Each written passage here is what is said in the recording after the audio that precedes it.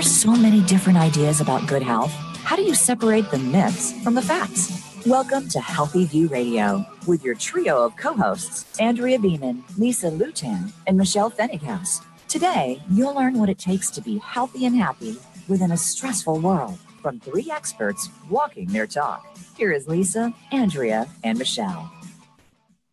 Hello, everyone. Welcome to Healthy View Radio. I am Lisa Lutan. I'm here today with my fabulous co-host, Michelle Fennighaus. Andrea is off speaking at a conference today, so let's send her a big high five and wish her good luck. Good luck, Andrea. Woo-hoo.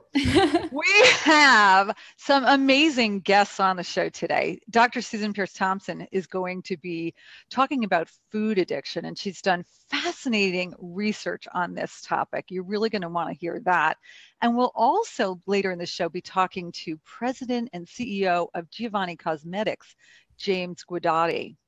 If you're not familiar with Giovanni Cosmetics, I want you to know they are the #1 selling hair care line in the U.S. natural products industry, and we love them. And Andrea said, please give them a special shout out because she absolutely adores them. That's what keeps her curls looking so great. And we are so appreciative that Giovanni is actually helping to support us here at HVR. If that wasn't enough, they are giving you a coupon today for $2. Just head on over to GiovanniCosmetics.com. That's GIOVANNI cosmetics.com/HVR for Healthy View Radio. And you'll get that coupon. And you can find their products at Sprouts, Kroger, and Whole Foods. Before we get to our guests, we need to talk about food addiction. No keto, paleo, or vegan diet is going to be the answer for you if you don't address the underlying stuff going on, like your habits and your triggers. And so this is a really big issue for some of us, not all of us. For example, do you ever crave the same meal every time you go back to the same restaurant? I do. Really? That, my friends, I do. It's Pavlovian. So that, my friends, is just a habit. And it's the same type of thing that I crave pecan pie on Thanksgiving. I crave lobster rolls when I go to Maine. Well, yeah.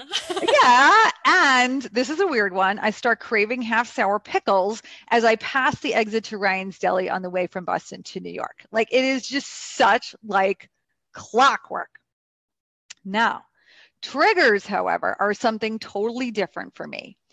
I am one of those people who can't eat one piece of chocolate. I can't have a little taste of pasta or a little spoon of gelato. It's a chemical thing for me. It sends me into a downward spiral, and it is not in my head. I have tested this out for years and years. I'm very sensitive to these things. And I think of myself as an addict in certain cases. But I know you, Michelle, have a totally different philosophy. And so what are your thoughts on this? Well, it's not that I have a different philosophy. I have been there. In fact, I remember very, very clearly in my 20s, I lived alone. I had this little basement apartment, sort of at the edge of the Green Line in Boston. And, it was like just me and my little mini refrigerator at night. And I would eat, like I couldn't stop myself. I remember like Wheat Thins. I couldn't stop eating the Wheat Thins because I'd get back then, I don't know, we all thought Wheat Thins were healthy. I don't know why. But I get little. They're little. It was wheat. I don't know. It wasn't whole wheat. Cookie. Yeah, it was whole wheat. So I'd get like the big jumbo box of Wheat Thins to be healthy, right? And I would eat like the whole box, and I would just, at that time, obviously, I was not involved with health and wellness at all. But even my like 22-year-old self knew that I was eating too much, and I would be like, "Stop. Self, please stop." And then I wouldn't. My hand would just kind of keep going back in that box, like, you can't tell me what to do. And I'd finish off the box, or it'd be the whole half gallon of ice cream in the freezer. And I realized that the more I told myself I couldn't, the more I did anyway. And I was getting into this really weird feedback loop of trying to discipline myself or have willpower. And, it's not like I was trying to lose weight or there was any dieting thing going on. It was just, I couldn't keep my hand out of that damn box of Wheat Thins. So like, I've been there where, I can't just have one. It has to be the whole box. Well, it's not always a whole box, but Gretchen Rubin, who I really love, she talks about abstainers and moderators and how some people can moderate and do a little bit, and some people are better off abstaining. And so for me, I like to, before I eat a food, say realistically, if I have one of these, am I going to stop at one or not? And if the answer is no, I'm much happier not even starting. I don't feel deprived. I feel like I made a choice. Sometimes I make the choice to proceed, but I'm like, then I have no guilt because I've made a conscious choice. It wasn't like, I don't know what happened. Like, I take full responsibility. But I do know that this is my nature. And I do know that no amount of willpower or reasoning has ever worked with me. And so I have found that with certain foods, don't even bother going there. Well, that's a really good way to go about it. And I've heard that theory as well of the abstainers and moderators, and especially when it comes to sugar. Some people are able to do the little bits and some people just cannot. And I guess I would just argue that it may not be that that's who you are now and forever. It's just maybe that's where you're at right now, because the same person can change and become more of a moderator. I believe I see that happen. I've seen that happen in myself. I see it happen in my clients. And a lot of times when people tell me that they can't stop eating, I mean, it's a lot of things, right? It's like the sugar, salt, and fat in the food that's making it irresistible to your taste buds. So it's what you're eating. It could be emotional. It could be your gut bacteria talking. So a lot of times we refer to the bacteria in the gut as like the good bacteria and the bad bacteria, but like literally, if you broke down the bacteria in the gut into two categories, there's the Bacteroides and the Firmicutes. Really, that's what they're called. And the way to remember Firmicutes is that you're not so firm, you're not so cute, because they are the obesogenic variety that literally call for the junk food. They want it, and they're so strong in their message, they make you want it. So for example, somebody whose gut bacteria is full of the Firmicutes, they're lower in the Bacteroides, they're going to be somebody who can't stop themselves from eating that whole half gallon of ice cream. And that's probably where I was back then. Whereas now I can have a little bit of ice cream and walk away. So this is so interesting. Like, I was never to eat the whole half gallon of ice cream kind of girl. I was like, I'd have the ice cream, and then next day I wanted the ice cream, and next day I wanted the ice cream, and I'd start thinking about the ice cream. And I knew the ice cream was there, and I had to use all my everything not to go back for the ice cream. So it wasn't like binging on the ice cream, but I was craving it like crazy. And just last week, I had an event at my house, and I made this beautiful platter with grapes. And as I'm eating the grapes, just kind of setting up, I love grapes, and I ate too many grapes. I had a lot. And for 3 days, I was in sugar craving agony, like craving like out of control. And that's what happens to me. And so I like to look at it as like, I don't want to live that way. I don't want to live with cravings all the time. I want to live in a happy place. So I know, okay, like what happened? I ate too many grapes. That set me off. And I was able to recover from that, but a lot of people aren't making those connections, what's going on. And that would send them into a downward spiral. I see it because I run a lot of programs getting people off sugar. And I see this pattern quite a bit about what happens. And I've been playing around with this stuff for 20 years. So like, I feel like I really understand my body well. And that was just grapes, dude. That was just grapes. I'm super sensitive to sugar, like very sensitive, because I have a very clean diet. And so I'm so aware of what it is that triggers me. My son is like that, my older son. And it's interesting because I got two sons, so I can compare them to each other. I know they're different people, but that's as close as you can get without being twins, to be siblings raised in the same household. And my older son is like that with any fruit. And I don't give my kids a lot of real sugary stuff, but fruit or even carbs, if there's something like pretzels or any kind of bread. I mean, he's a fiend for it. If we go to somebody's party and there's a bowl of popcorn, other kids don't even care about popcorn, right? Because they're looking for the hard stuff. My son will sit there and just inhale all the popcorn. I have to be like, dude, don't be a pig. That's rude. You got to share. But he's like that with fruit. He will eat it and eat it and eat it and eat it. Like he gravitates towards carbs so very much. And, I have theories. He was my C-section baby and there were antibiotics involved immediately in his life. And I feel like his gut is not at the same health that my VBAC baby was when I was eating a lot of fermented foods in my diet, had a natural delivery. I see it playing out in the way that their immune systems are. That's super interesting. Yeah, like I wonder about that. I also think a lot of it is, what we grow up with. I was a skinny kid, so my mom had no problem buying me cupcakes and like treats, and I was always eating that stuff, and nobody paid attention because I was a skinny kid. Whereas if I had been a heavier kid, people might have been paying attention. And I lived on junk food for many, many, many years. I didn't like vegetables till I turned 30, honestly. And so it's quite remarkable that I love vegetables. Like I think they're like nature's candy now. It's crazy, but it's so ingrained in me, that love of sweets. I mean, I love sweets. I used to dream about birthday cake, but I just know it doesn't serve me well anymore. So I don't know. It's curious to think about the gut bacteria, but it's also, I wonder if there's a genetic component to it and a lifestyle component as well. Oh, absolutely. How you grew up. And then you get the other side of it, right? Like my mom didn't give me a lot of, compared to other kids, I didn't have a lot of sweets. So it was the opposite, right? And then that's kind of how I'm raising my kids.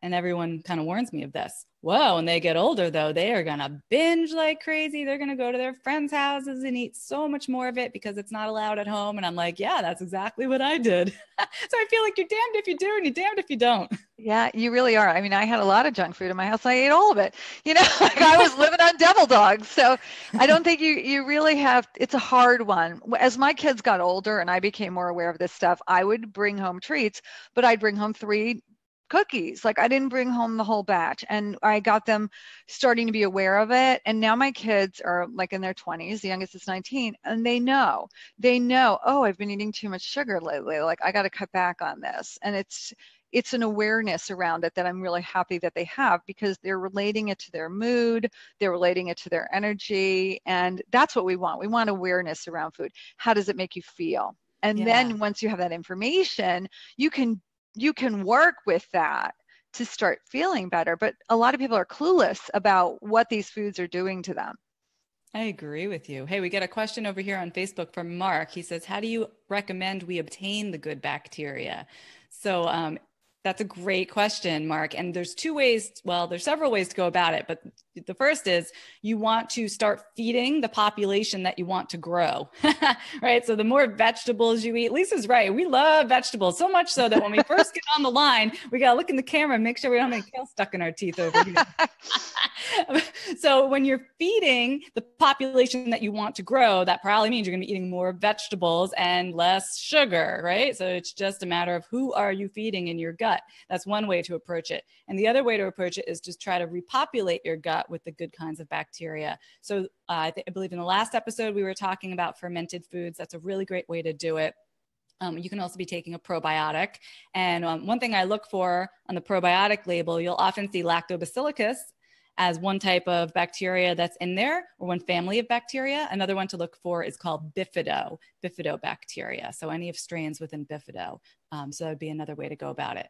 But I always have to add, as somebody with SIBO, I can't take probiotics because I can't be overpopulating the bacteria that is in the wrong place. And so I have to be super careful with that. And I just put that out there because I used to tell everybody to take a probiotic, and many people, many people benefit from it, but I can't. So I just throw that out there as just something to think about. That's exactly right. And you know what all this talk is reminding me of? Because we're talking about sugar a lot. We're talking about fats and other things too, but the addictive quality of artificial sweeteners like diet soda, I have found in my client base to be way worse, way harder to break that addiction than anything else, like Crystal Light, Diet Pepsi. Have you noticed that?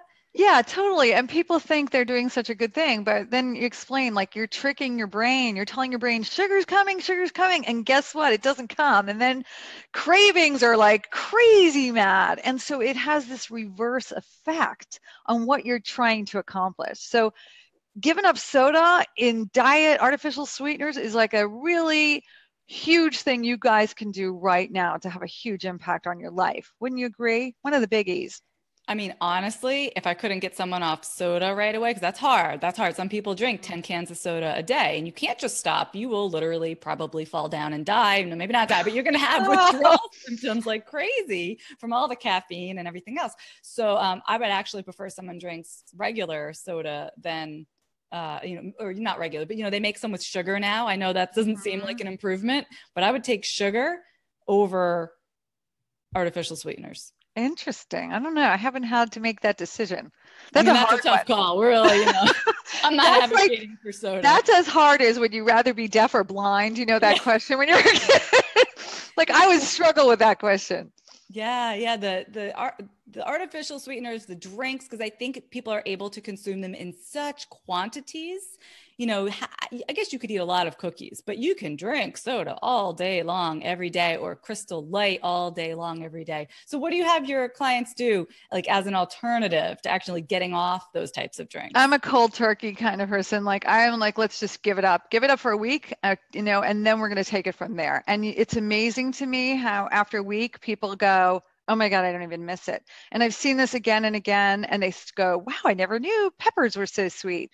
I mean, it's a life-changing thing, but that's what my approach is. All right. Well, now you guys, it is time for a brand new segment of our show, the Meet Your Meat Q&A, brought to you by ButcherBox. ButcherBox delivers thoughtfully sourced meat directly to your door. You can go to butcherbox.com/HVR. If you use that link, you'll save $20 and get free bacon. So we know there's lots of questions around responsibly sourcing meat. And today we're going to tackle one of the terms that you may have heard, heritage breed pork. So what does that mean? According to ButcherBox, they say heritage breeds are traditional breeds of pigs that have dwindled during the rise of industrial agriculture. They're better adapted to withstand disease and live in open pastures, not needing constant antibiotics the way that factory farmed animals do. Some heritage breeds take longer to grow, but these breeds are often more delicious. So to be considered heritage bred, an animal has to have unique genetic traits and be raised on an organic and sustainable farm. So there you go. That must be why ButcherBox's bacon is so darn good. And by the way, it is sugar-free, which is hard to find. So you can give it a try, plus save $20 on your first order at butcherbox.com/HVR for Healthy View Radio. And when we get back from our break, we will be talking more about food addiction with Susan Peirce Thompson. I'm going to ask her about artificial sweeteners. I want to hear what she has to say about that. Susan is an adjunct associate professor of brain and cognitive sciences at the University of Rochester and an expert in the psychology of eating. She's also the author of the New York Times bestseller, Bright Line Eating, The Science of Living Happy, Thin, and Free. She's president of the Institute for Sustainable Weight Loss and the founder and CEO of Bright Line Eating Solutions, a company dedicated to helping people achieve the health and vibrancy that accompany permanent weight loss. Her program utilizes cutting-edge research to explain how the brain blocks weight loss. Do you guys hear that? How the brain blocks weight loss. And every day she teaches people how to undo that damage so they can live happy, thin, and free. And we'll be back with Susan after this short break. All clear. Thank you. Yep. And hey, real quick, Michelle, can you tap your microphone for me? Yeah, it's working. You sound far though. Like it sounds like it's coming through your Apple headset. I don't think so. Is Susan on the line yet? Yeah, Hello, she is. Oh, great. Okay. Hi, Susan. I'll patch her in. Hey, Susan. Hi. Hi, Susan.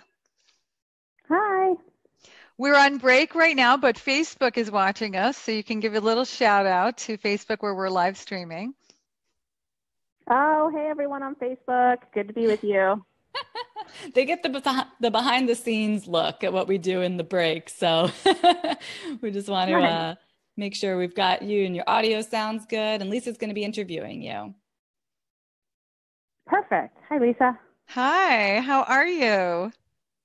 I'm good. How are you? Good. Last time I saw you, you were like in a bikini playing pool volleyball. Oh my goodness. Yay. Was that at the Mindshare Summit? Yes, it was. Nice. Yeah. Well, we're excited to have you on the show. How come you're not in a Good to be bikini here. today, Lisa? Come on. I mean, Who, me? I wasn't in a Yeah. bikini. Susan was in the bikini. oh. No. I'm not A often red in a one, if I bikini. remember. Sorry? A red bikini, if I remember. You were wearing a red bikini? I think so. I think it was like a burgundy. I think that's your color. Like that maroony Sorry to burgundy interrupt. color. Oh, yeah. Here we go. Or comment for the show? Please call us right now at 1-866-472-5792. That's 1-866-472-5792. Or send us an email from our Voice America radio page. You'll find connections to reach any of the hosts there. Now, back to Healthy View Radio. Welcome back to Healthy View Radio. I'm Lisa Lutan, and my co-host Michelle Fenninghaus is here. Andrea's off killing it at a conference, but we have her in our hearts right now. I would like to thank one of our sponsors, Vapor Organic Beauty. I have to tell you, sometimes doing this radio, you get a little nervous up here, and that's why I love their deodorant. It's really cool. It's got this super neat little applicator. For those of you who are watching live, you can see, really neat, but it does the job really well. And you can go over to vaporbeauty.com and save 20% when you use the code HVR.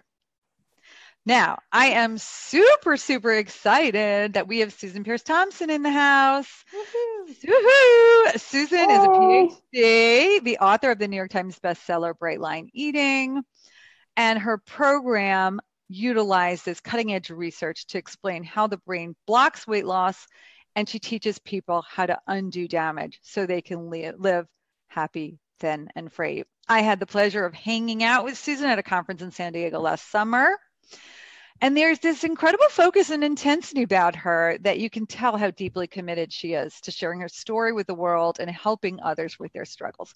So Susan, welcome to our show. Thanks, Lisa. It's great to be here. Awesome. So Susan, we like to start off every guest with a couple of personal questions so our audience gets to know you a little bit better. And we would like to know, what did you have for breakfast today? What did I have for breakfast today? I had some oats that I cooked up into oatmeal with a little bit of salt, and I had some homemade soy yogurt on that with a bunch of organic raspberries and some ground flax seeds. It was delicious. Yum. It sounds super yummy.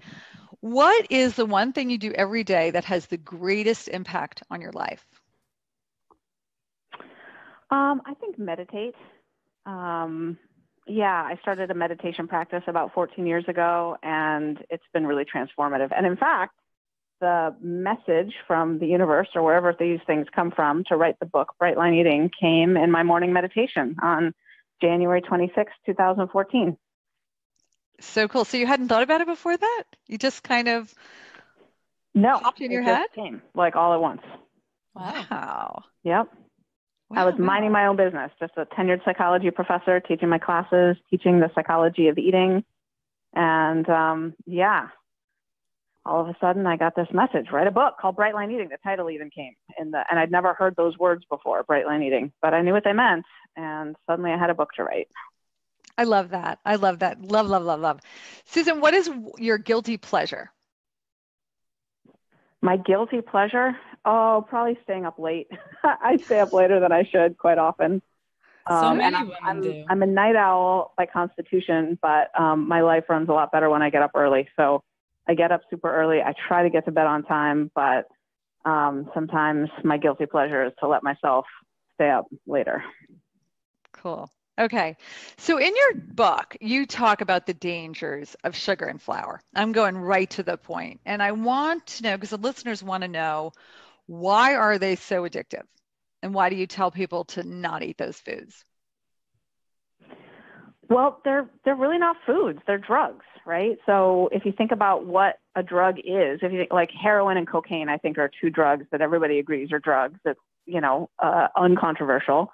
And you think about how they are made. They take these innocuous plants, people chew the coca leaves. They're not addictive.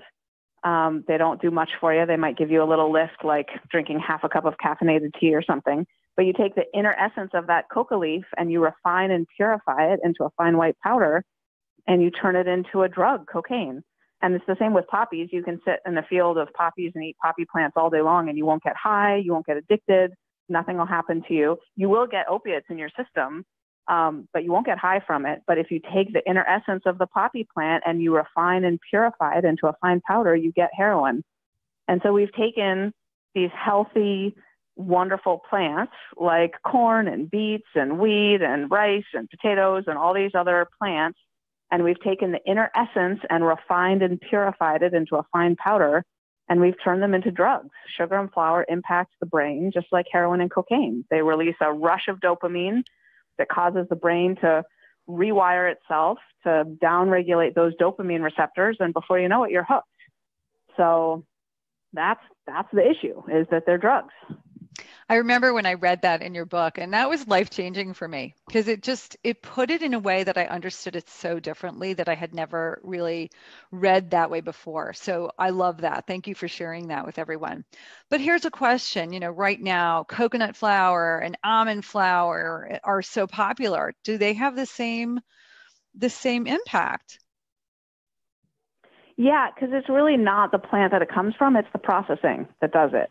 So whenever you take the inner essence of a plant, you refine and purify it into a fine powder, you're taking it and you're turning it into a drug. So coconuts are great, almonds are great, eat them whole. Yeah, it's super interesting, because so many of the diets out there right now are, whatever, paleo and this and that. They're all saying, oh yeah, make these treats, with coconut flour, almond meal. They're so healthy for you. And they're really not, right? We're being tricked all over the place. Yeah, and it's why people aren't losing weight, right? I mean, if you look at the success rates of weight loss, they're abysmal. And some of that is that people are, finding ways to keep sugar and flour in their systems. And yeah, it's not going to work until you get them out of your system. Yeah, I've noticed that with, I'll point the finger at paleo in particular, but this happens, across diets where we start creating the cookies and the cakes made out of quote unquote healthier substances. But, at the end of the day, it's still a lot of carbohydrate coming into your system. It's still sugar, whether it's in the form of like raw honey or maple syrup versus white sugar, it's still sugar. But that's really interesting what you're saying about it's the processing that turns it into a drug. What about, I'll just play devil's advocate here. What if I got almonds and I put them in my food processor and I pulse them up? That's very little processing. Am I creating a drug? Well, yeah. So the part of the issue is when you pulverize something like that, you're exponentially increasing the surface area of the molecules that are exposed to the digestive enzymes. And suddenly that food's not going to be digested the way it would be if it were in its whole form. And in particular, I caution people against putting food in blenders, because it's really important to chew your food.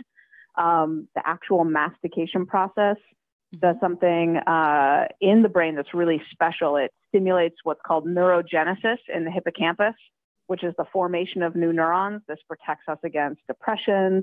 It helps keep us slender. So you don't want to be blending your food at all. You want to be just eating whole, real food. That's such an interesting point. So with that, should we be staying away from like almond butter, nut butters? Yeah, those are sort of a gray area. I think in tiny amounts, those can be okay, but they can be pretty addictive for a lot of people. So I'm not a big fan of those either. But if you're going to weigh and measure them, like like half an ounce of almond butter, I think you'd be all right. What's the point? The quantities are going to be an issue. Yeah, that's tough. It's tough to limit. Now, what about a product like Ezekiel bread, which technically, is sprouted, so they're not grinding it up into flour? Would that be a better product? Yeah, so right, there are a lot of sort of gray area foods like that, like breads and pastas that are made out of whole, foods instead of flour. What I say in Bright Line Eating is I recommend that people avoid them at first, get their brains healed, get their brains really clean, and then it really comes down to how high you are on the susceptibility scale, which I'm sure we'll cover in a second. But for some people like me, I'm a 10 on the susceptibility scale, which means my brain is super easily wired for food addiction. Ezekiel bread's going to not work for me. But there are other people who are maybe a 5 on the susceptibility scale that it could totally work for. So you won't know until you're off the sauce entirely and your brain's really clean and clear. And then in my program, I offer a process called the 4 questions where you can reintroduce a food like Ezekiel bread and get really honest with yourself and see if it's working for you. So the 4 questions would be like, do I have peace around it? Or do you find yourself all day, every day, fantasizing about your Ezekiel bread that you're going to have tomorrow morning? Is it healthy? Is it escalating? These are the types of questions. Is it messing with your weight? Those are the 4 questions. Good questions. Ezekiel bread will work for some people, but it won't work for everybody. Interesting. Can you talk about the susceptibility scale? Yeah, this is one of the ideas that I really, really want our sort of collective society to understand, because I think it's really the crux of the obesity epidemic and our sort of confusing and contradictory landscape around food and dieting and, different eating approaches. The reality is that different brains respond really differently to food and to addictive substances in general. So if you look at it, it's basically a continuum where about 1/3 of the population is just not susceptible to addiction at all, including food addiction. And that includes heroin addiction. And if you think I'm crazy, you might think everyone would get addicted to heroin if they took it long enough. But the reality is no. Like lots of people get sent home with a Vicodin prescription, for example, after a back surgery. And they take it for months, but at the soonest opportunity, they wean themselves off it successfully, easily. They can't wait to get off it. Other people develop a pill problem after having that kind of exposure to a narcotic. So 1/3 are not susceptible, 1/3 are moderately susceptible, and then 1/3 are highly susceptible. And so in order to know what kind of approach is going to work for you, you have to know what kind of brain you have. It's highly genetic. So addiction runs in families. We know this really well. It runs in genes specifically. So adopted children are going to be more like the profile of their biological parents than their adoptive parents. And you need to know how susceptible your brain is to food addiction to know how to proceed. So if people are highly susceptible in one area, does that mean that they're going to be highly susceptible in another area? Like if they're highly susceptible in the food area, does it mean they have more likelihood to become addicted to drugs as well? Yeah, great question. So yes and no. So the way addiction works is, that underlying susceptibility is across the board for sure. However, to actually be addicted, your brain has to have a history in your particular behavioral past of noticing, like getting a hit off something. So in a moment of, weakness, depression, divorce, hard times, whatever, if you find yourself turning to a substance and the brain gets that rush, gets that relief, gets that comfort, gets that numbness, and the brain goes, oh, that's where the good hit comes from. Now your brain wires up to the cues that predict that particular reward. And then over time, the brain will pull you back and back and back to those cues that predict that specific reward. So it does mean you're going to be more susceptible to addiction in general, but it doesn't mean that you will necessarily be addicted to everything. So for example, I've been addicted to just about everything except shopping. Shopping is a totally legitimate addiction. Some people, put themselves in the poorhouse, buying stuff online, going to the mall, buying things they don't need or want. But for whatever reason, I've never developed that particular addiction. Maybe it's because the fluorescent lights in the mall give me a headache, or I just don't care enough to buy stuff online. So I have zero shopping addiction, but I still have an underlying susceptibility to it. If again, in a time of, rough times in my life, I found myself, spending too much time on Amazon using the one-click option, I could totally develop that addiction. So you have to be careful, but you also have to notice what things in your particular past have you turned to for comfort and relief. And those are the cues that are going to predict your particular behavioral or substance addiction. What do you see are the top 3 most addictive foods? The top 3 most addictive foods? Well, we have research on this. I believe they are pizza, chocolate, and chips. Ice cream shortly following at number 4. What about wheat thins? Where do wheat thins fall? I guess that's a chip. Say it again? I was just making a joke that I used to be addicted to wheat thins. And I said, I guess that falls under the chip category. Yeah, I guess so. Yeah. I'm addicted to avocados. You think, really? Yeah, I am. I'm addicted to everything, but I've been able to shift it to like avocado, like to good things too. I just am addicted to all of it. But so why sometimes when we're full do we keep eating? Is that an addictive thing? Is that a food addictive thing, or is that just a behavioral thing? Yeah, that's a really good question. Now, that's part of the addiction for sure, and that's why the third bright line is for quantities. Actually, well, depending on how you count them, that might be the fourth bright line, but quantities are super important. What happens is there's this hormone called leptin, and leptin is the hormone that tells us that we're full and it's time to stop eating. And not only that, but it's time to get active, to use all the calories we just ingested to go build a hut or find a mate or do other things to ensure our survival. Leptin gets produced by the fat cells. So when we put on fat, more of it is released, which is perfect. That circles back around to the brain and tells us to stop eating. So leptin is what regulates our body composition. Now, the problem is that we've become leptin resistant as a society. So our brain is not seeing the leptin that's circulating in our bodies. And so what's happening is you've got obese people who show all the biological markers of starvation. Like literally their brains believe they're starving. Susan, I hate to interrupt. Like hunger has nothing to do with it anymore. They've just eaten a big dinner. Susan. And they're sitting on the couch eating chips. And then Susan, but we're going to be going to break shortly, and I want to make sure everybody knows how to find you. So can you please tell everybody where they can learn more about you and Brightline Eating? Yeah, sure. Brightlineeating.com. BRIGHTLINE, brightlineeating.com. And are there any courses going on that they could find out about? Yeah, absolutely. We've got a 14-day challenge if people want to see what living the Brightline life is like. And then we've got an 8-week Brightline Eating boot camp where someone who's obese and starts the boot camp is 55 times more likely to end up in a right-sized body a year later than if they did any other approach, 55 times more likely. So yeah, they can find that at brightlineeating.com. That's incredible. Susan, thank you so much. I feel like I could talk to you for hours. You're such a wealth of information. So thanks for joining us today here. Oh, thanks for having me. It's been delightful. We'll have to pick up that book and learn more about the leptin and the hormones, everything that Susan was in the middle of telling us about. But I think those are concepts that are not talked about enough. Wouldn't you agree? Totally agree. Yeah. I mean, it's such good stuff. Yeah, the book is great. I love the book. I highly recommend it. And again, thanks. So we're going to be going to a break shortly. When we come back, James Guidotti, President and CEO of Giovanni Cosmetics, will be joining us. So stay tuned. All clear.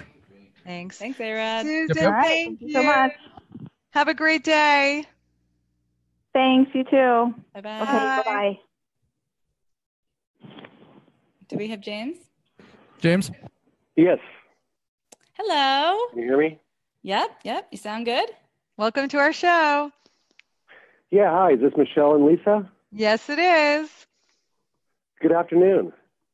So Good great to afternoon. have you here. Say hi to our Facebook community who is watching us during this break. Hello, everyone. How are you?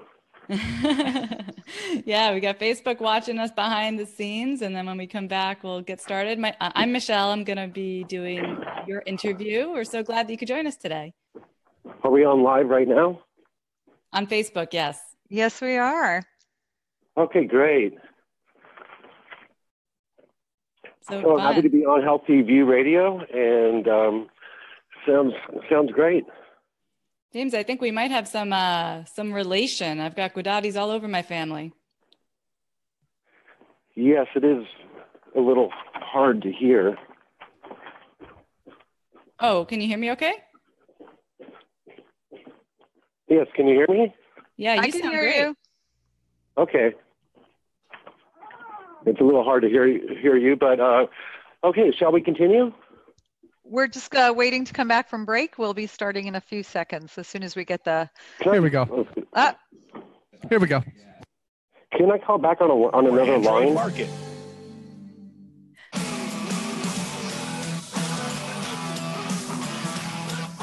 You're listening to Andrea Beeman, Lisa Lutan, and Michelle Fennighaus with Healthy View Radio. Hello? Do you have a question or comment for the show? Thanks, James. Please call us right now at 1-866-472-5792. That's 1-866-472-5792. Or send us an email from our Voice America radio page. You'll find connections to reach any of the hosts there. Now, back to Healthy View Radio. Welcome back. I'm Michelle Fennighaus, and today's show has been all about food addiction, and hopefully our sound engineer is going to take care of that phone ringing.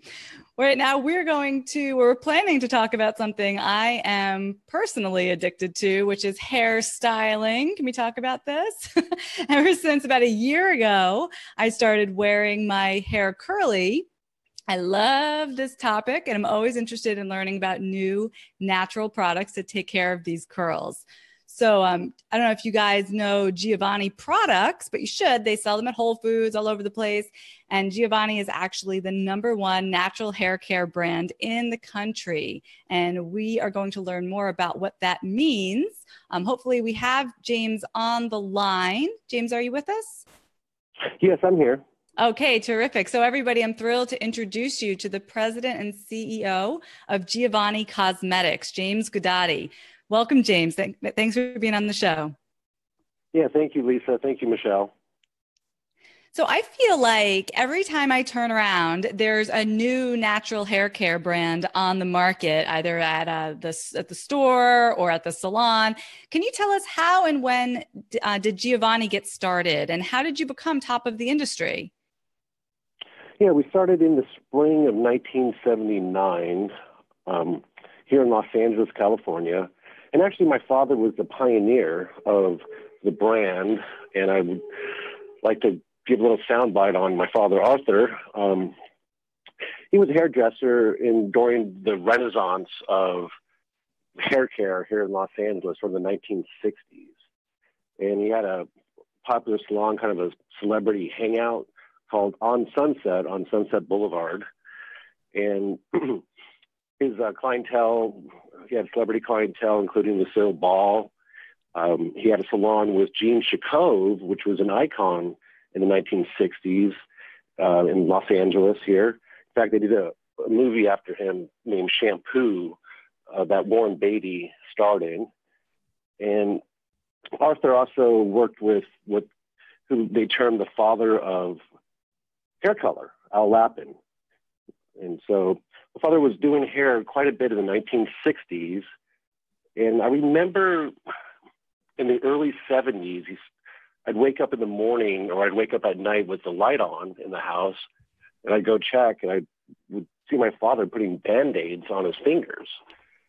And he would put ointment and Band-Aids, and he had allergic reactions to all the chemicals in the salons at that time, whether it be hair color, permanent waves, all different hair processes, shampoos, conditioners, whatever was in the sink. And so he was getting older and wanted to kind of get out of hairdressing, sitting on his feet all day. And he was having allergic reactions on his hands to whatever chemicals he was using in the salon at that time. And Arthur, he was always sort of kind of a naturopath. He kind of veered away from allopathic medicine. He never found that it really cured his allergies, his skin allergies to the chemicals. And so he kind of pursued things at that time which were kind of more arcane or more sublime, like homeopathic medicine and color therapy and different kind of alternative therapies. And So he decided to come out with the hair care line in the mid-'70s. And I remember, as a child, going with him to Chinatown here in Los Angeles. And he would kind of veer off the freeway, go to Chinatown and buy herbs from Chinese herbalists in Chinatown. And they would wrap up these herbs in botanicals and newspaper, Chinese newspaper. It's kind of like the bag or whatever.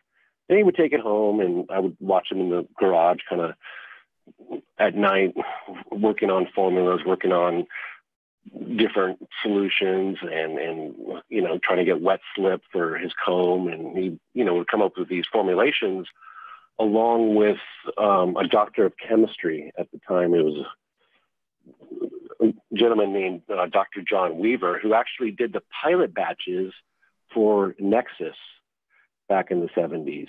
And so they developed this line, this hair care line. And just to fast forward a bit, Arthur had some connections with the movie studios here in Los Angeles, MGM, Paramount, Columbia, and all these movie studios here in Los Angeles at the time had salons on the actual lots. Obviously, they needed salons on the lots. And so Arthur was able to get some of our products. At the time, we only had 2 or 3 into these salons. And from there, it kind of grew and grew here locally in Southern California. And then we started to go to really small natural product shows that at the time were just kind of a burgeoning industry. And so we would go to these small natural product shows here in Southern California or on the East Coast. And now, fast forward 40 years later, actually we have a 40th anniversary next year. Wow. That we're preparing for. It's become quite ubiquitous. Wow, that's amazing. So you've been around since 1979 with this industry. How did you must have been a little boy, how did you get involved with all this?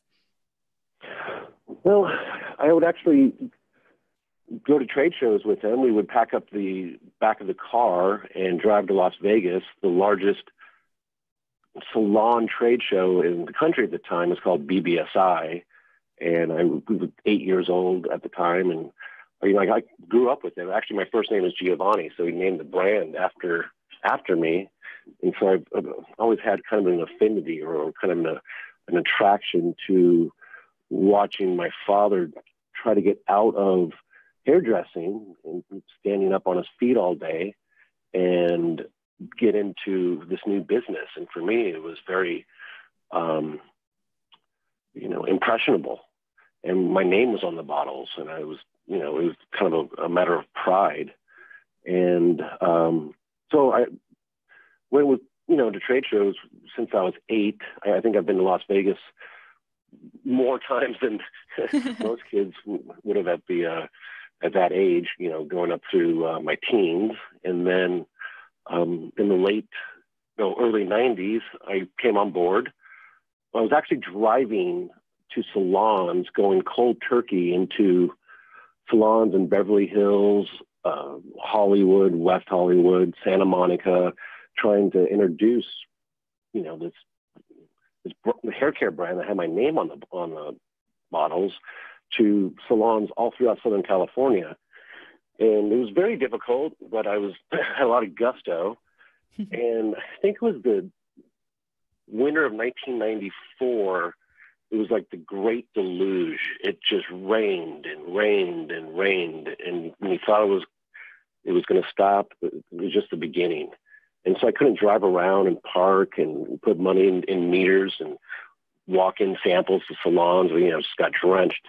So I went into the offices and into the factory and just kind of helped out until, the rainy season was over. That year was quite a bit going on. And I just got more and more into it. And we had 3 products, 12 products at the time and 3 employees. And, and fast forward about 25 years later, now we have well over 100 and products and many more great employees. And I attribute a lot of it to innovation and being different than the field, the other natural product brands of the time, and even continuing to this day. So that's what I think that's what sets us apart, is our innovation and our kind of our philosophy of how we present ourselves in the solutions that we provide compared to some of our, the other brands that we are on the shelf with. Yeah. So let's talk about that. What qualifies a hair product as natural? Like, what gets you into that category in the first place? Well, I think with Giovanni, the way that we're different is we have kind of a rule of balance to be as natural as possible while still maintaining a high performance. So there's a lot of brands at the time and now, there's a lot of brands that are so organic or so natural that a lot of the consuming public feel like they don't work very well. Mm-hmm. And so what we've always done since the beginning, because we have salon roots, we just try to make a product as natural as possible while still maintaining a high performance that the customer expects. What we do is we have natural surfactants that are derived. Surfactants are anything that foams, so your shampoos, your body washes, mm-hmm. products like that. We use plant-based detergents. Most of our emollients and humectants for conditioning come from plants. We don't use sodium lauryl sulfate. We don't use methyl and propylparabens as preservatives. So we try to keep the products as natural as possible, but still maintaining a very high performance. And we're in thousands of natural product stores around the country, and I think we've achieved that. But as far as natural, it's there's different definitions, but the way that we market our brand is bridging the gap between natural and salon performance. Right. Good. So thank you so much for being with us today. I want to remind all of our listeners that you can go to giovannicosmetics.com/HVR and get a $2 coupon. So thanks again for joining us, James. Thank you very much for having me. Awesome. So Lisa, as we wrap up today's show, what are some of your big takeaways? What were your favorite parts? Well, I love when Susan Peirce Thompson talks about how taking a substance and, grinding it down into a powder turns it into a drug. I think that's so profound, with the examples she gives. And also the fact that we have to be careful. Even these almond flours and coconut flours that we think are so okay, they're not if we want to lose weight, and they're not just unlimited things that we can use all the time without realizing there might be some consequences. I agree with you. That was fascinating. And of course, I love talking about hair. I always love talking about hair. The last time we were out to eat, I was telling Lisa, right? We were talking about how I twirl my hair in the shower to get the curls to come out just right. So we always love talking about that. And if Andrea were here, we have two curly haired girls here. I'm like, I'm the wavy one here. So I dare to be different, but great. Awesome. You know what I found on iTunes today? I was just before the show, I hit up iTunes just to see what was going on over there. And I found a couple of new reviews for our show. Yeah. So I want to take a moment to thank GT100, whoever that is, for writing, "I am really enjoying your podcast and love all your different guests. I always learn something, and sometimes I even apply it. You ladies have great chemistry, and I feel like I'm listening to my peeps." So I just wanted to say, GT, we're honored to be your peeps. We will continue to be your peeps. And if anyone else wants to have their review read on the air, just head on over to healthyviewradio.com/review and tell us your thoughts. Like, what are you loving? What do you want to hear more about? We're listening. We are planning the shows behind the scenes every week, so we will happily take your thoughts into consideration. What do we have coming up, Lisa? We have a lot of cool topics coming up. Oh my God, so many cool topics Janine around health and wellness. Yeah, Janine, I think it's Janine next week. She's one of my heroes. Yes. For sure. She's just amazing. So keep tuning in, you guys. We'll be back next Thursday with Andrea this time for another fun episode of Healthy View Radio. We'll see you then. Take care. Bye. Bye. All clear, everyone. Great. Thank you.